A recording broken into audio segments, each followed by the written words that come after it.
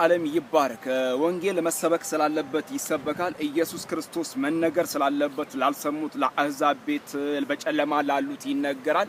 ወንጌል ያሸንፋል፣ ወንጌል ይቀጥላል፣ ወንጌል ያስመልጣል እያለን እንናገራልና አንድ ነገር ትዝ ብሎኝ ነው። ወዳጆቼ፣ ወንድሞቼ፣ አባቴ ብሩካን እንዴት ናችሁ?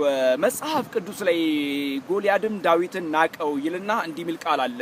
አንተ እኔ ውሻ ነኝ ጭሬና ይሄንን ይዘህ የምትመጣው ብሎ ዳዊት የያዘውን በዳዊት እጅ ላይ ያለውን ዕቃ አይቶ ጎልያድ እኔ ውሻ ነኝ እንዴ ብሎ ስሙን ውሻ መሆኑን ጎልያድ ተናግሮ ግን ዳዊትን ናቀው የሚል ቃል አለና ወዳጆቼ፣ ወንድሞቼ ዛሬም ስታገለግሉ፣ ስትወጡ፣ ስትገቡ፣ ስራ ስትሰሩ፣ በምትወጡበት በምትሄዱበት በምትደርሱበት ቦታ ሁሉ ይህንን ወንጌል ይዛችሁ ስለ እግዚአብሔር ቸርነት፣ ስለ እግዚአብሔር በጎነት፣ ስለ እግዚአብሔር መልካምነት ኢየሱስ ያድናል፣ ኢየሱስ ጌታ ነው፣ ኢየሱስ ያስመልጣል፣ መዳን በሌላ በማንም የለም፣ እንድንበት ዘንድ ለሰዎች ሁሉ የተሰጠን ስም ኢየሱስ ክርስቶስ ነው እያላችሁ ስትናገሩ ሚንቁ አሉና ነገር ግን ችላ ብላችሁ አትስሟቸው። እነሱን የሚንቁትን አትስሟቸው፣ የሚያከብሩትን ስሟቸው።